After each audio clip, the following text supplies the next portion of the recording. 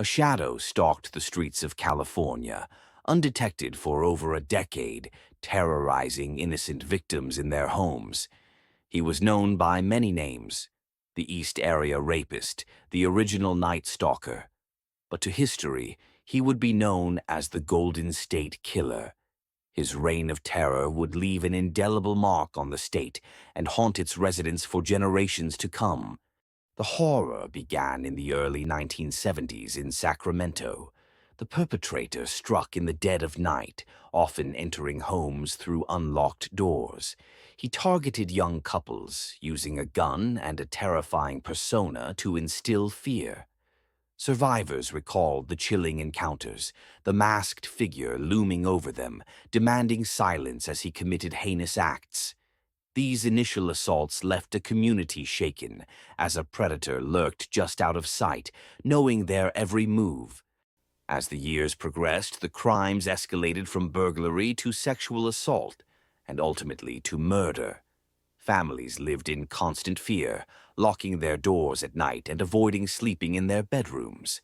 The psychological toll was immense. Children were kept awake by fear, and communities were fractured by mistrust.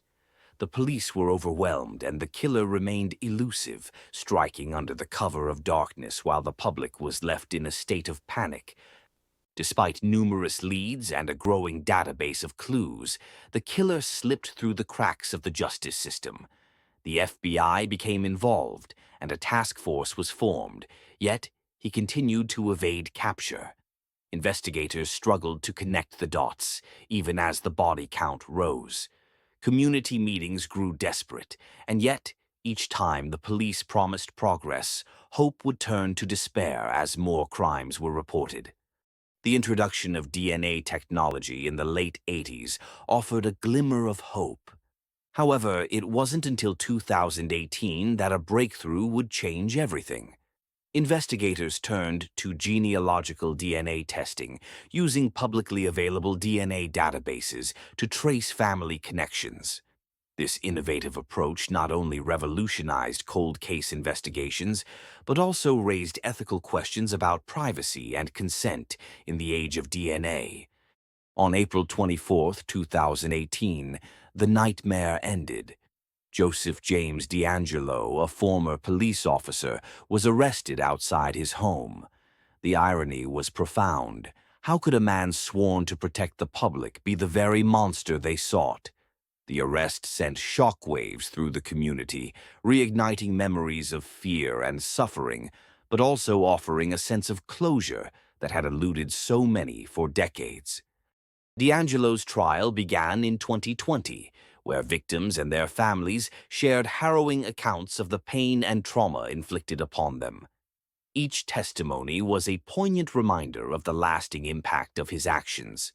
His presence in the courtroom was met with outrage and sorrow as survivors bravely faced the man who had shattered their lives, providing a cathartic release for many who had suffered in silence. This case sparked a national conversation about victims' rights, trauma, and the impact of crime on communities. It served as a rallying point for survivors, encouraging many to come forward and share their stories. The legacy of the Golden State Killer is not just in the horrors he inflicted, but in the resilience of the human spirit and the ongoing fight for justice and healing in the aftermath of violence. Though justice was delayed, it was not denied.